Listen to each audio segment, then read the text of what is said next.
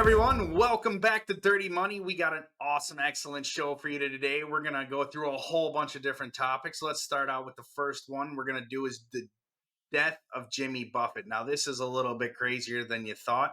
We're also going to go over gasoline tax in the United States and why does it really exist and how hard does it hit your personal pocket. Another thing we're going to talk about is Burning Man being in Black Rock City. Let's see where that really goes. Also, side hustles in the silent depression. Are they real? Have you seen the reels that are going around right now about people talking about the silent depression that we're supposedly living in? And then we're also going to talk about Ryan Salami and FTX and how he pleaded guilty on two separate charges this week. I hope you look forward to everything that we're going to bring you today on Dirty Money. Also, if you're listening to Dirty Money on a podcast, make sure to give us a 5-star rating and to allow us to continue to grow our channel. Also, whatever video platform you're watching, you're listening to, make sure to give us a like and click the bell. So let's start with Jimmy Buffett's money. Jimmy Buffett is ridiculously famous. If you haven't heard of him, he created a famous song called Margaritaville in 1974.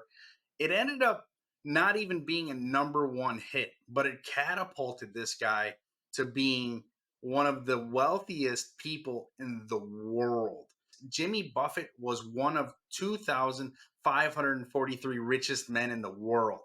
He was worth $1 billion, and all of his fame and success came from his famous song, Margaritaville. If you haven't heard it, take a chance, look it up, go see if you can find it on YouTube or on a different streaming platform. Wasted away again in Margaritaville. Very famous song. The song's so famous, it had 6.3 billion listeners on the radio before there even was video or audio streaming. Now it's got 231 on-demand audio streams. But interestingly enough, the song never even hit number one on the Hot Billboard 100. It hit number one on the contemporary charts in 1974. Now, Jimmy did release several songs that followed up to him, but none of them really had the same success as his Margaritaville song. From that song, over the course of the 1970s and 80s, Jimmy developed like a cult-like following of people who enjoyed his music, and they liked what they referred to as a good time feeling kind of anthem music. So he came out with Margaritaville, Cheeseburgers in Paradise. He did another song in 2003 with Kenny Chesney called 5 O'Clock Somewhere. All of them kind of referring to having a good time and kind of living it up, partying on the beach. Now, out of that, in 1985, he decided with his manager that he was going to kind of kick it up a notch and not just make music because his music was no longer hitting the Hot Billboard or anything. So he took the name Margaritaville and he opened up his first Margaritaville store in 1985 to a complete failure. The store had to be closed. It was in Gulf Shores, Alabama. A few months later, he opened up in his favorite place, Key West, Florida, and the store was a hit. Did really, really, really well. Now, around the same time, he was sitting with his manager, and his manager was trying to work out a deal with the Eagles and Corona. At the time, Corona was kind of like a failing beer, not really popular in the United States, place where Budweiser was champion throughout the 80s. And he said to his manager, I want to actually do the Corona sponsorship. So Corona said, all right, we're going to sponsor you. And in 1985, he took on that sponsorship and wrote it pretty well. Corona became synonymous with beaches because of Jimmy Buffett. If you're seeing a Corona ad with some people on the beach or things like that, it's because Jimmy Buffett portrayed the beach lifestyle to people. And Corona was there to support him and gave him that sponsorship that really pushed it to the next level. But in 2006, Margaritaville had really pushed its single stores, its restaurants, its whole imagery, its whole company to the next level and was approaching, $500 million in revenue. And so Jimmy Buffett and his team decided that they needed to make their own personalized beer that they could serve at their restaurants and resorts. They approached Corona. Corona said, why do we want to do a white label beer for you when we already have Corona. So they turned him down. Uh, with that, Buffett went to Anheuser-Busch and said, "Will you make us a beer out of Jacksonville, Florida?" And that's how Land Shark was born. If you've never heard of Land Shark, it's pretty popular beer here in the States. They also have Land Shark Bar and Grills, again, part of his empire. Now, he didn't really start growing his empire too large with the food and beverage industry until about 2002, when he partnered with Outback Steakhouse to do Cheeseburger in Paradise. Now, Cheeseburger in Paradise, if you ever went there, is kind of mediocre with the food, to be honest. I went to a couple of different ones, wasn't really impressed. And to be honest, I'm not really impressed with the Margaritaville food that I've had either. Um, but the Cheeseburger in Paradise grew from 2002 to 2013 to 23 locations in 14 states. At that point, they decided to try to liquidate it, and it got a little bit different. Now, the interesting thing is that when this is all going down, Buffett comes out with Buffett World. As you can see here, Buffett World is this whole conglomerate based around Margaritaville. And what Jimmy Buffett created was really an empire of entertainment based around having a good time on the beach, drinking, and engaging in live music. And really, his legacy's lived on through that. And there's a lot of different other things that have come about because of it. But the Cheeseburger in Paradise is actually shut down. They liquidated everything in 2020. They closed their last store. Now, there's also Margaritaville cruise stuff. There's Margaritaville places in airports. I think there's about 10 different locations throughout airports in the United States where you can go in to a bar, a restaurant, have a drink, buy some merchandise, and spend a little bit of time while you're waiting for your flight or getting off of your last flight. So there's a lot of different avenues that he took to be successful.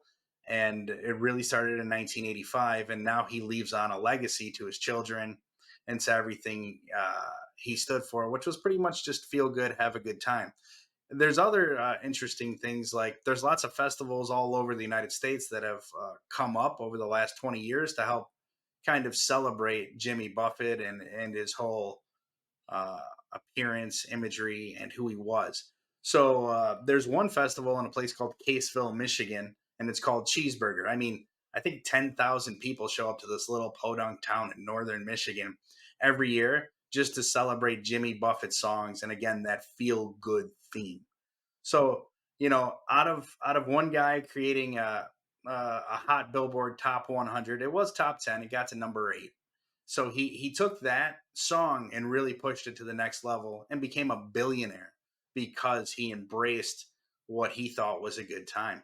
And people love it. He's got his group of following people. Parrot heads is what they're called. And now that's kind of how Jimmy Buffett became who he was. He's admired by several people. More or less, the business world thinks of him as an entrepreneur rather than a musician. And I think he would like to think of himself as a musician who just got lucky. So, that being said, something that's not lucky is the gasoline tax that everybody in the United States feels. Now, it was interesting. I was driving across the country last week, the Northeast to the Midwest. And I stopped and I saw in Pennsylvania that there was this gas tax sign on next to the gas pump, and it said 24 cents federal for diesel, 17 cents federal for gas, and then it had the actual state tax. And I didn't really realize that the feds taxed gas along with the state taxing gas. So there's this tax on gasoline, which I knew existed. I just didn't know the level that it existed. So the first state to actually bring gasoline tax was Oregon. And you can see here all the different levels of gas taxes and how much they are. Now, this is in 2022. 2022, all the ones in red are the federal tax amounts. The left is gasoline, the right is diesel. And you can see that they stay pretty even, but each state has their own level. The top state in 2022 was Pennsylvania, but California overtook it in 2023 with 77 cents a gallon taxed. So you're getting 17 cents on a gas from the feds, and then you're getting 77 cents gas tax from the state of California, almost $1 a gallon. I mean, when you think about that, gas prices averaging $4, essentially they would go down $1 if we weren't being taxed on gas. So the first place to actually tax gas in the United States was Oregon in 1919, and they taxed at 1 cent per gallon. They said the revenue was going to be used to build roads, and it was really including the Pacific Highway and the Columbia River Highway that really helped to build up the infrastructure on the West Coast.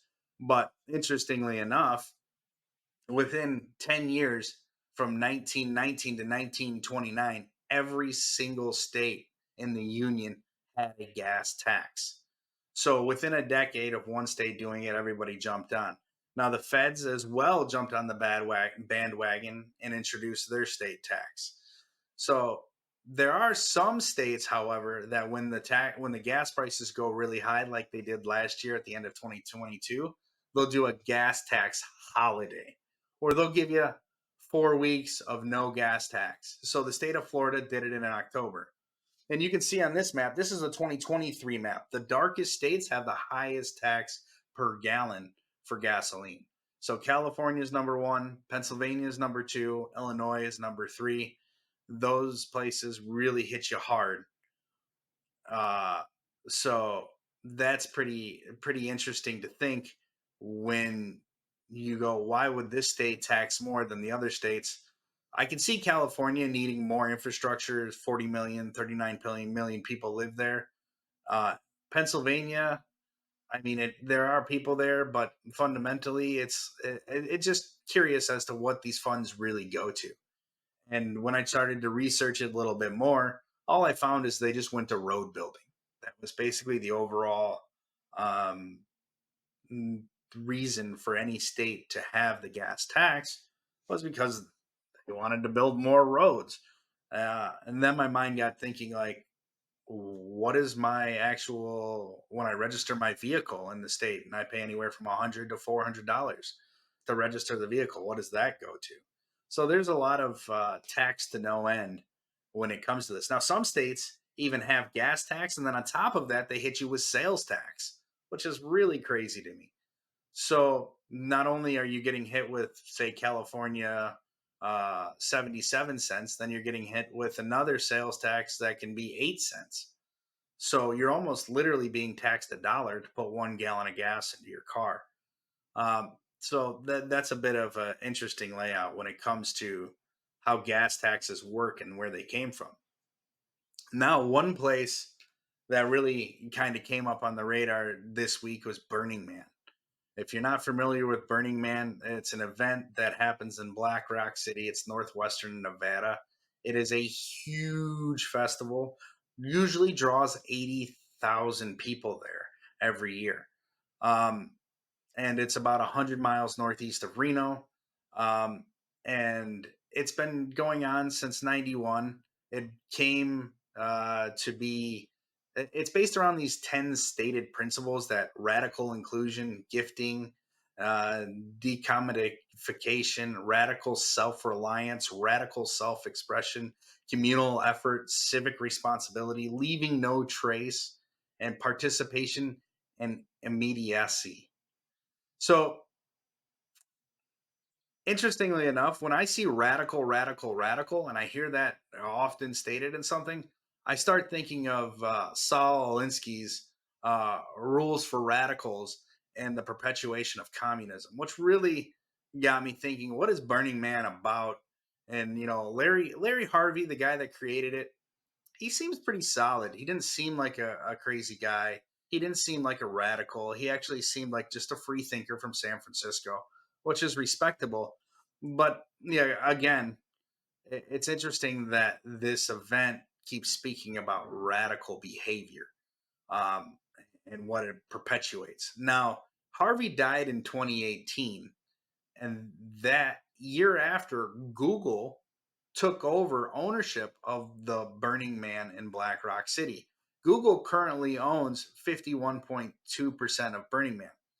Now, you might think Google, BlackRock, this investment firm, what's really going on here? Truth is Black Rock City really has nothing to do with BlackRock, the investment firm that does trillions and trillions of dollars.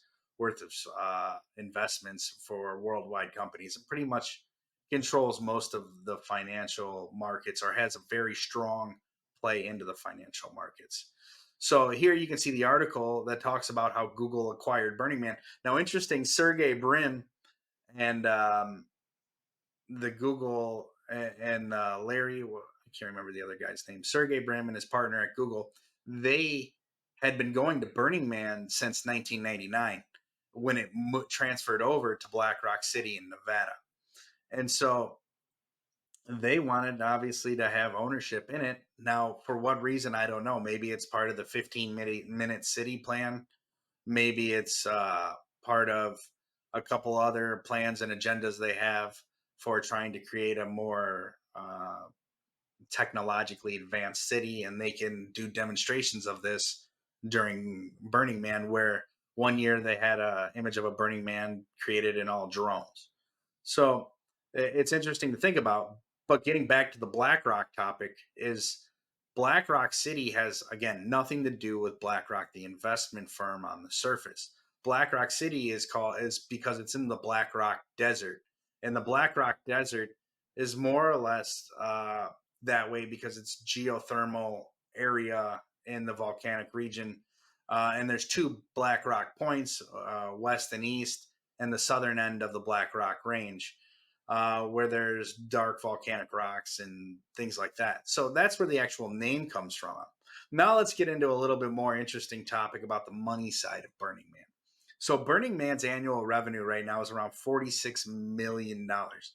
I don't. There is a nonprofit, so they say they use all that money for putting on the festival. Which I could see, you're bringing 80,000 people to a desert and you're erecting a city for a week long party. That would make sense.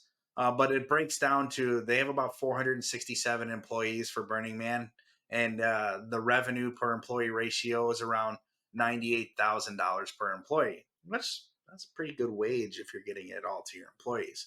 Bet you somebody's getting a little bit more than just the average employee down the line. But in 2022, Burning Man sold out in 29 minutes.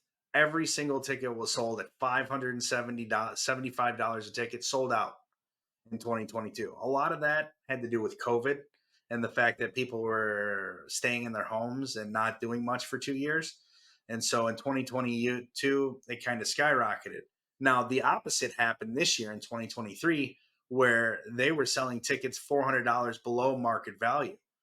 And so now the whole festival and events really under a stressful situation because they didn't bring in the revenue this year that they wanted to.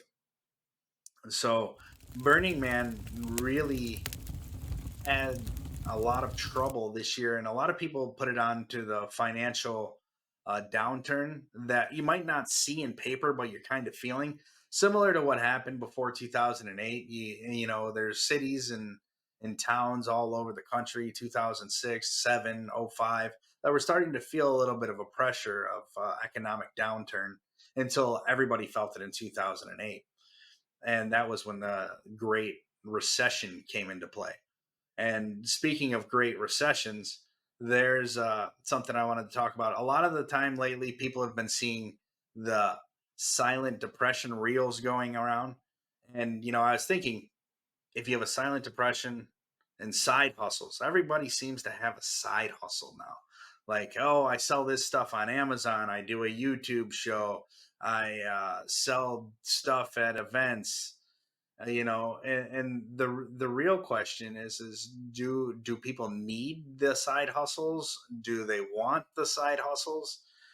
And are they really helping people, or are they just taking away from what you would consider family time, traditional development? How does it really work out for individuals when they're putting together their side hustles?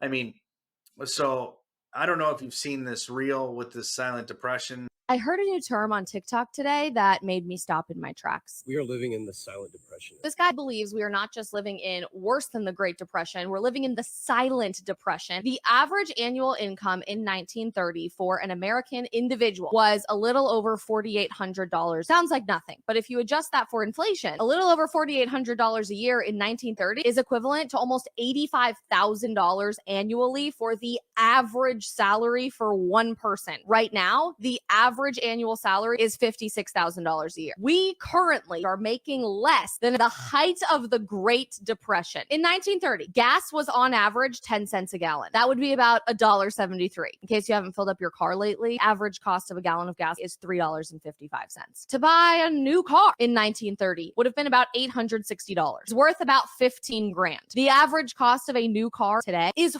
$48,000. And of course, the most coveted aspect of the American dream, being able to buy a house in 1930 cost about $3,900, less than $70,000. I spend way too much time on Zillow, so maybe this isn't surprising to me, but the average price of a home in America today is $416,000. How could we be living through worst cost of living and wages than 1930? And no politician, no media outlet, no one is talking about it. That's Bidenomics. It's about growing an economy by strengthening the middle class. It's really interesting when you look at that and you think like, whoa, is that really real? Are we living in a silent depression? So I was like, let me just go through and look at what the depression was. So when you talk about the depression and you say $4,800 was the average income, that was based on the IRS's revenue in 1930, with 1.7 million people submitting their income to them. The truth is if you look at the numbers, it was more like $1,300. And then if you look into it a little bit more deeply, the actual unemployment rate during 1920, 1930 was at 18%. That is 1 out of 5 people didn't have a job and claimed that they were unemployed. Now, if we had that happen today, we would see a complete collapse of our economy. 1 out of 5 people couldn't find a job. So to really say that we're living in a silent depression is a bit of a stretch. Now, don't get me wrong, inflation is a hidden tax, and the way that our money is chewed up by the government is pretty ridiculous. But how the Great Depression happened is it was kind of like the perfect storm, right? 1929, you have the stock market crash. Famous, infamous 1929 stock market crash. The stock market literally goes from 300 points down to 180 one day, done. So almost half of the stock market evaporates overnight. And then you have like it's called the Smoot-Hawley Act, which broke down international trade, put crazy tariffs on everything, and made it pretty ridiculous. And then you have the worst drought the United States has ever seen take the plains, where all of our food and a lot of our economy and a lot of our GDP came from at the time, was selling food. So you kind of had this perfect storm for the Great Depression. Now, whether that was orchestrated by some powers, I don't know. But what I'm saying is it was a perfect storm, and it allowed for our entire country to get hit. Now, the factors that really happened is by 1933, our international trade had gone down 76% from its height in 1929. That right there is a ridiculous amount. The world GDP fell 15% in those 4 years. Now, we went through a great recession. Some of you might remember it. Our GDP in the world went down 1%. We're talking 15% GDP worldwide. The whole world basically economically collapsed for an entire decade. And so when you talk about the cost of living and things like that, people weren't even registering and purchasing homes. People were living on the plains building homes. They were buying kits from Sears and Roebuck to build houses on their land without any type of permits or any type of things that were needed to build a home. So to compare apples to apples from that time period to ours is almost unrealistic. You're talking about 100-year time gap. Now, do I think that we're living in a time period where our financial worlds are being suppressed and that our money is being taxed beyond recognition, and that we're constantly paying for goods that we don't need, that we're creating an entire society that revolves around money worship? Yeah, of course. But really, to compare our finances now and say we're in a silent depression, I mean, in the Great Depression, it was hard to get food at times. I am yet to find somebody that is truly having a difficult time to feed themselves in the United States. Now, I've seen people that don't eat because they have addiction issues. They choose to live a certain way, but if they needed food, most of the time people have access to it. There's food shelters. There's food cards that are available state to state, federally.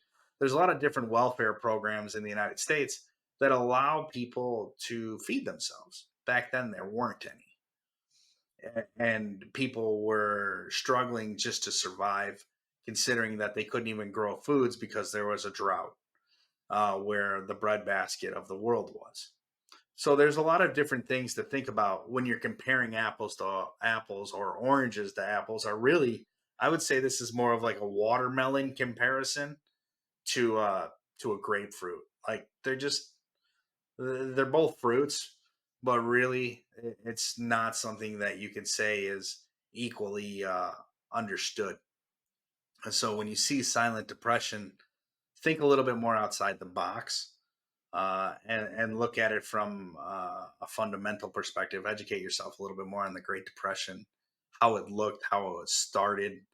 Um, our country was roaring in the 20s, and then it just fell apart. I think there's a lot more to that. Maybe I'll dive into it on another show where we talk about the Great Depression and what were the catalysts to it. I think a lot of that has to go back to the Federal Reserve and the IRS creation in 1913 under Woodrow Wilson. But that's a whole nother story for a whole nother day. Last but not least, I want to talk about the infamous FTX. So Ryan Salami, an executive at FTX, was tried this week for two counts. One, he actually admitted to committing them. He pled guilty. One was the federal campaign finance, and another one was the money transmitting crimes. Now, if you don't know about FTX, FTX is the cryptocurrency trading company. It was endorsed by people like Tom Brady, where lots of famous people lost millions of dollars and totaling billions of dollars in loss. And Sam Bankman Fried was the person that basically created a large crypto Ponzi scheme, but it looked more or less like it was a big laundromat for people to put money in and out of. Um, so interestingly enough, Salamis gets brought up on charges, pleads guilty. He's got to return and forfeit $1.5 billion, but his federal campaign finances, because there was about $80 million over the course of the midterms in 2022 where he directly financed political campaigns. And then another thing is that the money transmitting crimes. So I kind of had to look this up. Money transmitting crimes is so according to the U.S. Code 5330, failing to properly license a money transmitting business can result in $5,000 in fines and can bring up to 5 years imprisonments for each in violation of operating an unlicensed money transmitting business. Now, interesting enough, it keeps on bringing up money. It doesn't say currency; it says money. So, what is money? Money is a current medium of exchange in the form of coins and banknotes. So, interestingly, they keep saying that it's money transmitting crimes. Truth is what kind of, were they physical coins or were they digital coins? What was the regulation of these coins? And really, were there any banknotes involved at all? And so when you look at it, I think there's a little bit of something else that's underneath the wool here that we're not being brought to light. But the money transmitting crimes is basically taking people's money and then turning it over and returning it to them. So right now, the coins, I guess you could say FTX handled crypto coins, but again, that's an unregulated currency. It's not the coin that's referred to in money. Those coins are the physical coins that you have and you live with day to day. These coins, that's what they are. It's not the standard coins that you see digitally. So when you really start to think about all of this, it makes you wonder, like, why did he fund so much political campaigns? He funded Democratic campaigns. They funded, when I say he, I mean Salami and Freed. They funded Democratic. They funded Republican. They put a lot of money backing political campaigns in the United States. And the federal campaign finance law, it's a whole laundry list of things. You can go just Google it, look it up, and you can start to educate yourself on that. But the truth be told is that, why were they donating so much to these political parties? What made that such an interesting thing? If you knew that you were, doing something illegal, why would you turn around and make yourself so well known to donate to these massive campaigns? What kind of intelligence were you really trying to operate under? And so when you look at the Sam Bankman Fried and now Ryan Salami, is where does this all go, and how do they become better through this? And if they are going to be better, and if they were, told to do this, or this or that, how does that really turn out for both of them? Freed's going to go on trial here in October. And Salami, I think, will get whatever he gets, but he did plead guilty, so we'll see how that goes. So that's pretty much it for today's Dirty Money. If you have any uh, questions, comments, things, ideas that you'd like to bring out about the show, put it in the comments below. If you're watching us on YouTube, Ganching World, or anywhere else, please just leave a comment and a like. We'd appreciate it. And download our podcast wherever you listen to it there. And that's it for Dirty Money.